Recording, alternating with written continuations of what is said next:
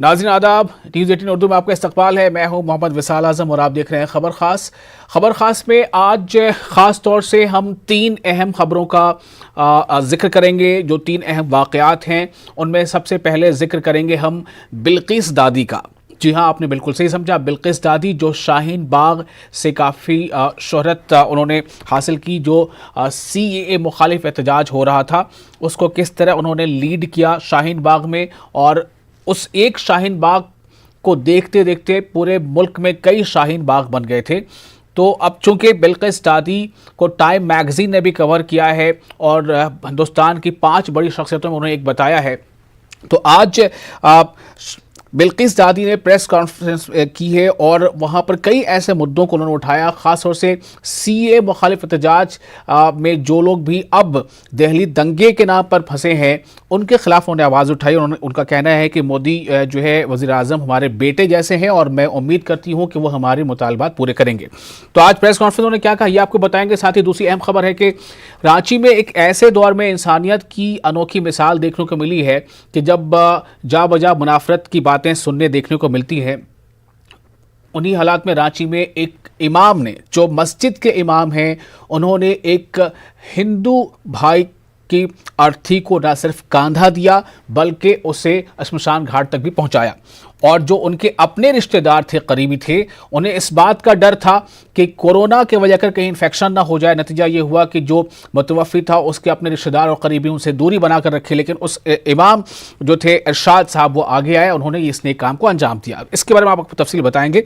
और तीसरी अहम खबर है कि बिहार में चूंकि इलेक्शन का दौर है और तमाम सियासी पार्टियां मुद्दों की तलाश में हैं, इसी बीच जो मदरसा से जुड़े कई ऐसे असातिज़ा हैं या नॉन टीचिंग स्टाफ हैं, उनका एक मसला है और उनका कहना है कि जब तक हमारे मसले का हल नहीं हो जाता हम इंतखाबात में ऐसी किसी पार्टी की हिमायत नहीं करेंगे जो हमारे मुतालबे पर हमारा साथ नहीं देता है। तो इन 3 मौज़ूआत पर हम बात करेंगे और इसके लिए हमारे साथ 3 नुमाइंदे भी होंगे हमारे तीनों शहर से।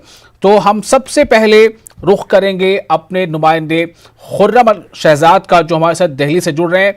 और लेकिन उससे पहले हम आपको बताएंगे कि दिल्ली में बिल्किस दादी ने आज पैगाम क्या दिया है। आजकल शाहीन बाग एक बार से फिर से चर्चा में है।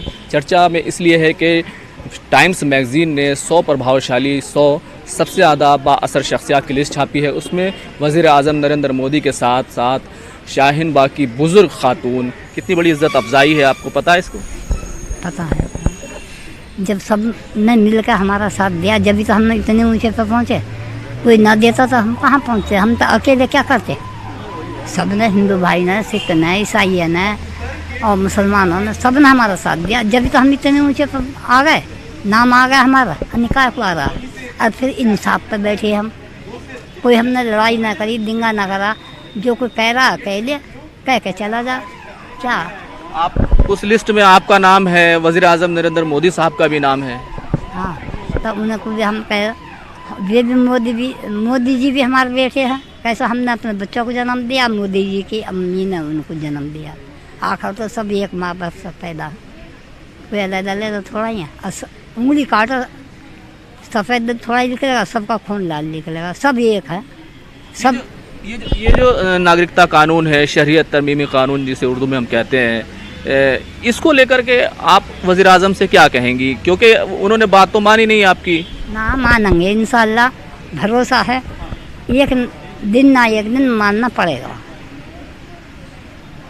क्योंकि वो कानून बनाया जा रहा है अभी भी। हाँ, किसानों पर बना रहे हैं तो हम तो उनको भी रिहाई करना चाहें। जो जेल में बच्चे हैं हमारे अंदर बंद, उनको भी रिहाई करना चाहें हम। अभी हम देखें कि आप लोगों ने शाहीन बाग में धरना दिया, फिर पूरे हिंदुस्तान में अलग अलग शाहीन बाग बने, सैकड़ों की तादाद में बने, लेकिन अब शाहीन बाग का नाम दिल्ली के दंगों से जोड़ा गया। इन्होंने मारपीट की, दंगा किया। हम तो आराम से बैठे रहे, हमने तो दंगा नहीं करा। हम तो प्यार मोहब्बत से बैठे, एक एक को समझावे, मिल कर रहो। मिलेंगे जब भी आगे को बढ़ेंगे, और अपने अपना अलग कानून चलाएंगे तो आगे को न बढ़ने, पीछे ही रहेंगे। बहुत सारे लोगों को इन्हीं दंगों के नाम पर गिरफ्तार कर लिया गया। शाहीन बाग के भी कई लोग हैं जो पहले वहाँ धरना दे रहे थे, उनको भी जेल में डाल दिया है। हाँ, तो हम तो सबकी रिहाई चाहें।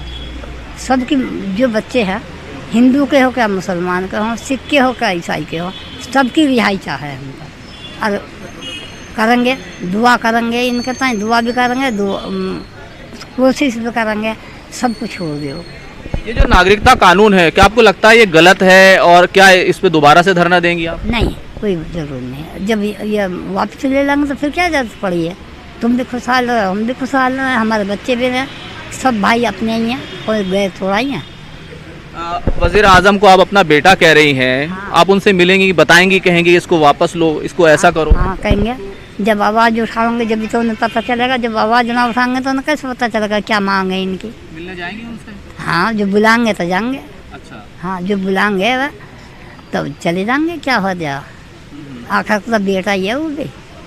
मतलब प्यार से बात होगी? प्यार से होगी, लड़ाई से नहीं होगी, प्यार से दिल जीता जा किसी का भी। बहुत सारे लोगों ने आपको फोन भी किया होगा, का बधाई दी होगी, फोन आए होंगे? हाँ, रात के 12 बजे तक फोन आवा है, बधाई दा। आज मिलने को भी आ रहा है, बहुत बहुत दूर के आ रहा है। बड़े आदमी का आया फोन? हाँ, आ रहा। अच्छा, हाँ, कुछ याद है किस किस के फोन आए? अब नाम तो हम जानते ना भैया, जब फोन पर बात कर रहे हैं तो बात कर रहा है। अच्छा। इतने पढ़े हुए तो है ना जो हमने याद रखा। लॉकडाउन में ये जो प्रदर्शन था ये ख़त्म करना पड़ा था, 101 दिन तक चला, बहुत लंबे 100 दिनों से ज़्यादा तक चला। हाँ, अब दोबारा से करना नहीं है? नहीं करना, कोई जरूरी थोड़ा ही करने का, एक बार कर लिया, ये काफ़ी, यही काफ़ी। बहुत बहुत शुक्रिया। ये दीदी शाहीन बाग की दादी जिन्होंने का साफ तौर पर कहना मोहब्बत से बात होगी और उन्हें उम्मीद है वज़ीर आज़म उनकी बात मान लेंगे। कैमरामैन नगेंद्र के साथ खुर्रम शहजाद, न्यूज़ 18 दिल्ली। तो जाहिर है बहुत अहम बात है, टाइम मैगजीन ने जो कवर पेज पर इनकी तस्वीर छापी और साथ ही साथ ये कि हिंदुस्तान के 5 बाअसर शख्सियात पर, जिनमें वज़ीर आज़म का भी नाम था और बिल्किस दादी का भी नाम था। हमारे साथ खुर्रम अली शहजाद दिल्ली से जुड़े हुए हैं और साथ ही 2 और अहम खबर जो मैंने आपको शुरू में बताया था कि किस तरह से एक मस्जिद के इमाम ने एक हिंदू भाई को न सिर्फ उनके अर्थी पर उनको कांधा दिया बल्कि शमशान तक पहुंचाया, जबकि उनके अपने उनसे दूरी बनाकर रखे थे। तो इन सारी मिसाल देखने को मिली है। इस खबर के साथ नौशाद हमारे साथ जुड़ रहे हैं और महफूज आलम जुड़ रहे हैं कि पटना में मदरसा के, बिहार मदरसा के जो लोग हैं, जो उनसे जुड़े लोग हैं, टीचिंग या नॉन टीचिंग स्टाफ, उनके मसाइल क्या है और कैसे इंतखाबात से ऐन कबल उन्होंने सियासी जमातों को एक इंतबाह दे दिया है कि अगर हमारे मसाइल हल नहीं किए गए तो हमारी हिमायत भी यकीनी आप ना समझें। हम रुख करते हैं खुर्रम शहजाद का। खुर्रम, आज जिस तरह से प्रेस कॉन्फ्रेंस बाज़ाब्ता बुलाई गई थी, बिल्किस दादी का जो कहना था वो तो हमारे नाज़रीन ने सब सुन लिया और उन्होंने सीधे तौर पे कहा है कि मोहब्बत से बात बनेगी, प्यार से बात बनेगी, वज़ीर आज़म अगर बुलाएंगे तो वो ज़रूर जाएंगी। वज़ीर आज़म के बारे में वो कह रही है कि वो हमारे बेटे जैसे हैं। लेकिन इन सब के बीच सवाल ये है कि आज प्रेस कॉन्फ्रेंस जो बुलाई गई थी, दरअसल उसका मकसद क्या था?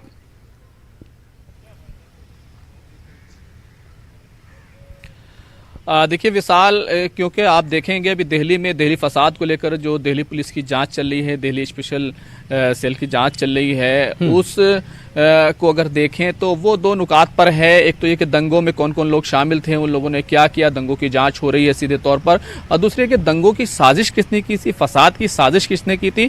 तो अगर फसाद की साजिश की बात की जाती है तो कहीं ना कहीं जो शहरियत तरमीमी कानून है उसके खिलाफ जो सदाए एहतजाज बुलंद हुई, चाहे वो शाहीन बाग का एहतजाज हो चाहे सीलमपुर का हो, खासतौर से सीलमपुर का एहतजाज और शाहीन बाग के एहतजाज को भी लिंक किया गया है, जामिया मिलिया इस्लामिया के तलबा को लिंक किया गया क्योंकि उन्हीं की तरफ से मार्च किया गया था।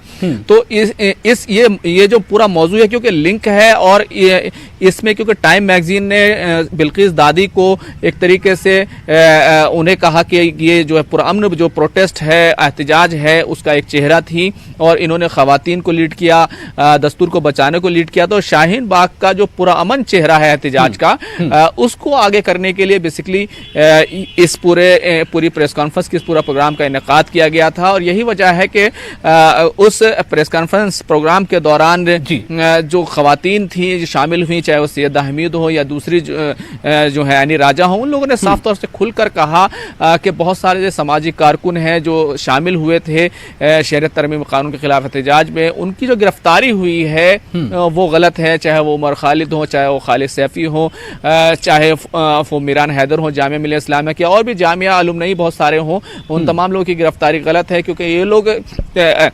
कहीं ना कहीं हिंसा में और तशद्दुद में ये लोग शामिल नहीं थे, बल्कि एहतजाज कर रहे थे या फिर उनको साजिश के तौर पर शामिल क्या लाना, ये सवाल ठीक यहाँ नहीं पर है। ये पैदा और हो रहा है बात कि रखने प्रेस के लिए ये कॉन्फ्रेंस पूरी के प्रेस बाद कॉन्फ्रेंस थी, इस दादी ताल्लुक उसका से ज़िक्र कोई हिकमत अमली तैयार की गई है, कोई प्लान ऑफ एक्शन तैयार किया गया है?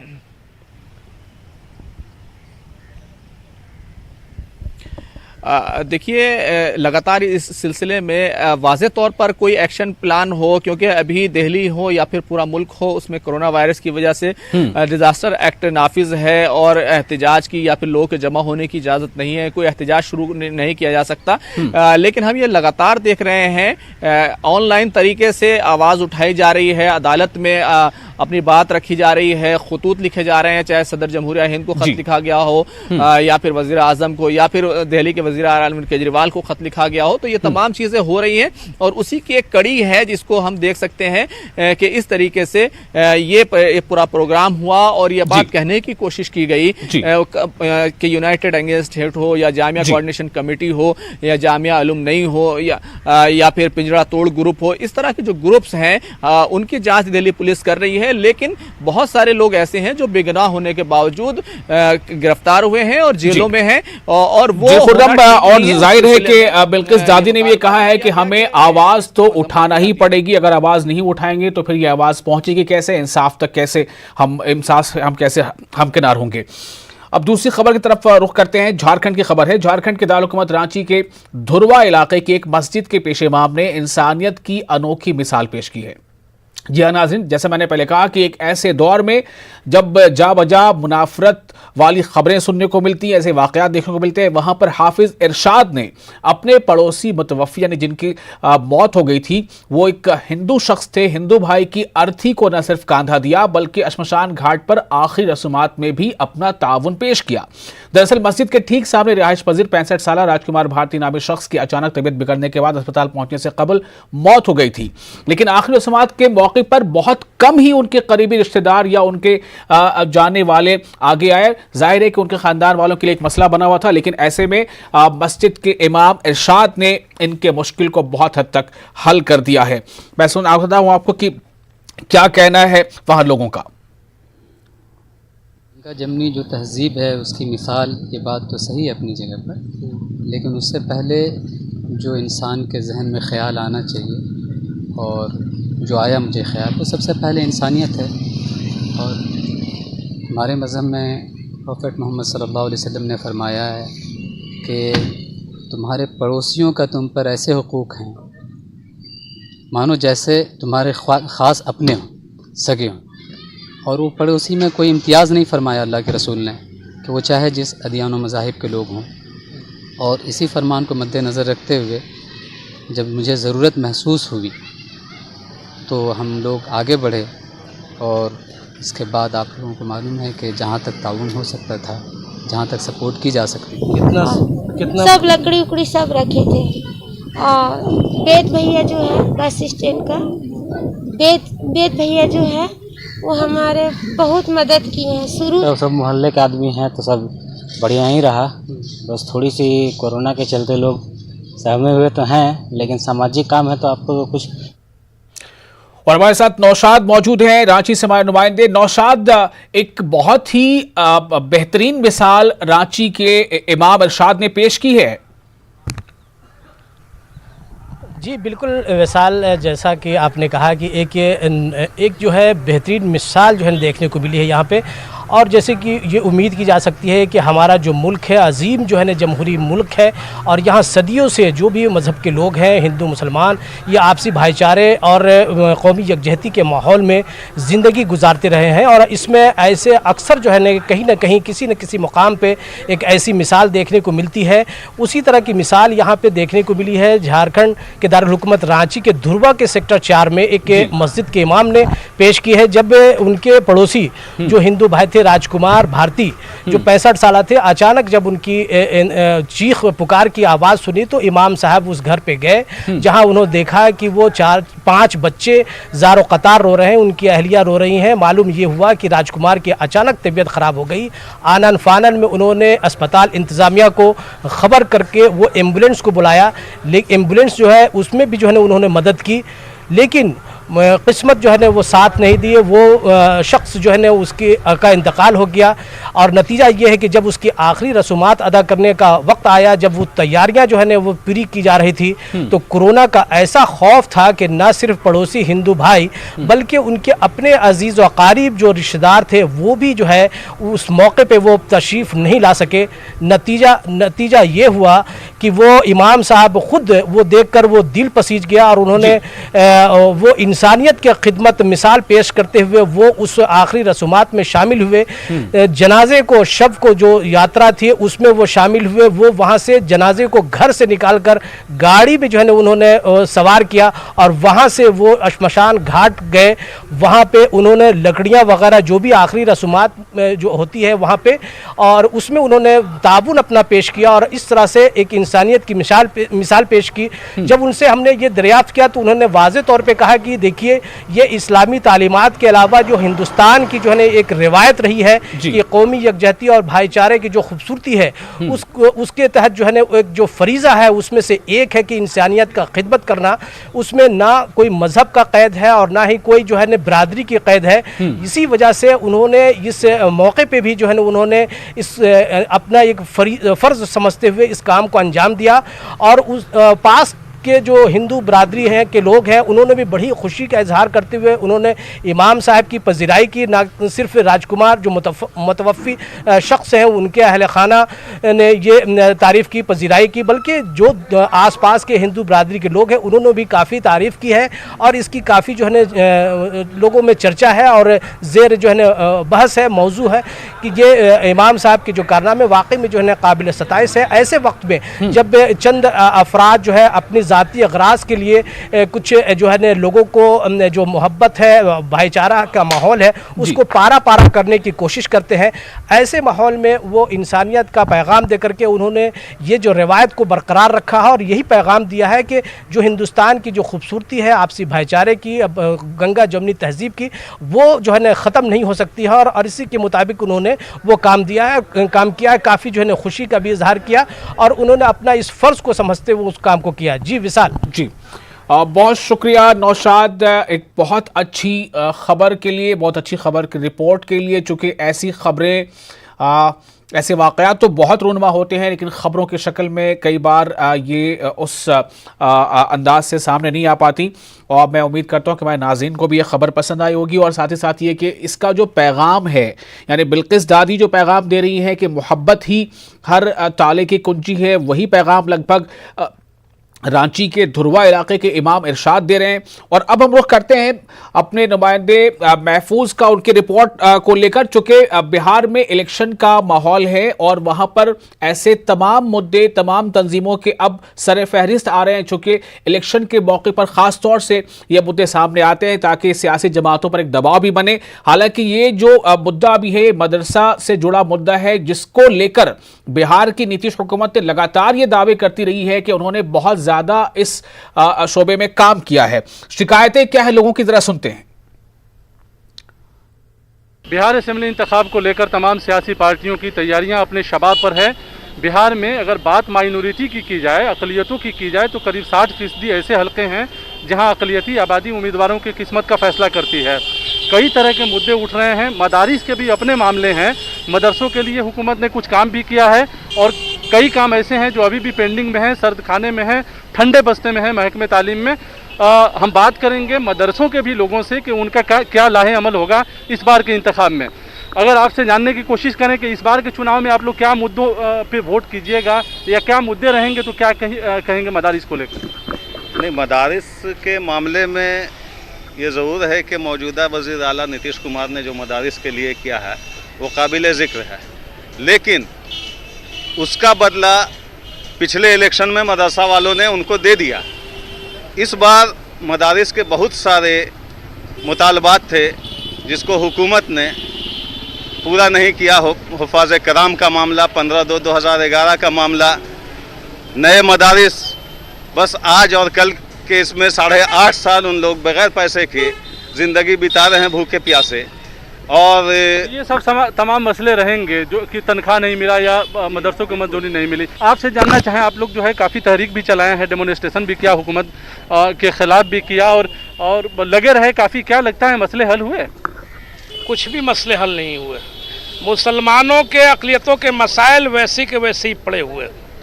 आज भी फाइलें जो जाती हैं सर्दमोहरी का शिकार हो जाता है। सरकार छलावा कर रही है। सरकार को जो करना चाहिए था मदारिस के लिए, मुसलमानों के लिए, बिहार के मुसलमानों के लिए, ऐसा कुछ हुआ नहीं। तो आप लोगों ने कुछ मंसूबा बनाया है इंतखाब को लेकर ना? बिल्कुल मंसूबा है, मंसूबा वाज़े है। सरकार एक तरफ हमको माइनॉरिटी कमीशन बना देती है, सरकार एक तरफ मैंने एजुकेशन के लिए मदरसा एजुकेशन बोर्ड देती है, इतना बड़ा राजकीय मदरसा इस्लामिया शम्सुल हुदा देती है, लेकिन उसके बावजूद इसको खोखला कर दिया सरकार ने। ऐसे नाअहल आदमी को चेयरमैन बना दिया जो कुंभा परवरी कर रहा है, बेटा दामाद होने वाला दामाद उसमें बहाल हो जाता है। आज तो आपने देखा, लोगों का कहना है कि सिर्फ इमारत खड़ी कर देने से या सिर्फ हाथी लाकर रख देने से अगर उसको ग़िज़ा ना दी जाए या इमारत की देखरेख ना हो तो उसका कोई मतलब नहीं रह जाता। हालांकि नीतीश कुमार ने इस बार इलेक्शन से ठीक पहले यही बातें कही हैं कि जो उन्होंने 7 निश्चय गिनाए हैं उनमें उनका जिक्र किया है कि 7 निश्चय में यह भी होगा कि जो चीज़ें हमने तैयार की हैं या बनाई हैं उसकी देखरेख भी हो। लेकिन ये इलेक्शन से ठीक पहले उनको याद आ रहा है पिछले 5, 7 साल, 8 साल में क्या किया उन्होंने। हमारे नुमाइंदे महफूज हमारे साथ जुड़े हुए। महफूज, ये मदरसा से जुड़े ये क्या तमाम असातिज़ा हैं या नॉन टीचिंग स्टाफ भी हैं, और इनका मसला क्या है? दरअसल ये मदरसे के किन मसलों से जुड़े बातों का ये जिक्र कर रहे हैं, और दूसरे क्या ऐसे मसाइल हैं जो इस बार अक़लियतों के लिए बहुत अहम इंतख़ाबात से पहले? देखिए विशाल, ये जो लोग आज एहतजाज कर रहे हैं हुकूमत के ख़िलाफ़, महकमे तालीम के ख़िलाफ़ या मदरसा बोर्ड के ख़िलाफ़, ये वो लोग हैं जो मदरसों के टीचरों की रहनुमाई करते हैं। मदरसा डेवलपमेंट ऑर्गेनाइजेशन के लोग हैं, ओल्ड बॉयज़ एसोसिएशन के लोग हैं, टीचर एसोसिएशन के लोग हैं, और वाज़े मुतालबा साफ तौर से है कि हुकूमत एक तरफ कहती है कि मदरसों को मंजूर करेंगे और दूसरी तरफ जब मदरसों की मंजूरी की फ़ाइल महकमे तालीम में जाती है तो पड़ी रह जाती है, उसके ऊपर वज़ीर तालीम और महकमा गौर करना भी गवारा नहीं करता है। सवाल यह है कि जब इंतखाबात का वक्त आता है तो तमाम सियासी पार्टियों की नज़र में, अक़लियतों के वोटों पर तमाम सियासी पार्टियों की नज़र होती है, एक बड़ी सियासत की जाती है और वादे किए जाते हैं, दावे किए जाते हैं, लेकिन पूरा नहीं होता है। मदरसों के लोगों ने सीधा सीधा मांग किया है हुकूमत से कि कई सारे मदरसे ऐसे हैं, उनका ये भी कहना है, उन्होंने ये भी इल्ज़ाम लगाया है कि मदरसा बोर्ड का मौजूदा इंतज़ामिया कुछ अलग अलग बहाने बनाकर करीब 100 मदरसों की मंजूरी को रद्द कर दिया है। ये दावा है उनका, और महकमे तालीम जो है इस पर खामोश बैठी रही। महकमे तालीम को कहते रहे ऑर्गेनाइजेशन के लोग, और महकमे तालीम ने कार्रवाई नहीं की। यहाँ सवाल ये भी है विशाल के मदारिस के लोगों के असरात बिहार असेंबली इंतखाब पर क्या होंगे, चूंकि इंतखाबात को लेकर भी मदरसे के लोगों ने हिकमत अमली बनाई है। तो जहाँ ये बात कहते हैं कि नीतीश कुमार ने मदारिस के लिए काम किया है, ये बात सही है कि 2011 में नीतीश कुमार की काबीना ने 2459 मदरसों को मंजूर करने का फैसला किया था, और ये बात और है कि 2011 के बाद 2020 हो गया और सिर्फ 814 मदरसे मंजूर हुए हैं, और उसमें भी मदरसा बोर्ड का मौजूदा इंतजामिया 100 मदरसों की मंजूरी को रद्द कर दिया है किसी न किसी बहाने से। तो कई सारे मसले जो है मदरसों के टीचरों के साथ है, तनख्वाहों का भी मसला है, लेकिन हुकूमत की जानिब से जिस हिसाब से इन लोगों ने, मदारिस के लोगों ने एहतजाज किया, लगातार एहतजाज करते रहे, पटना के सड़कों पर लाठी और डंडा खाते रहे, हुकूमत यकीन दहानी पे यकीन दहानी कराती रही, लेकिन उनके मसले को हल करने की कोशिश नहीं की गई।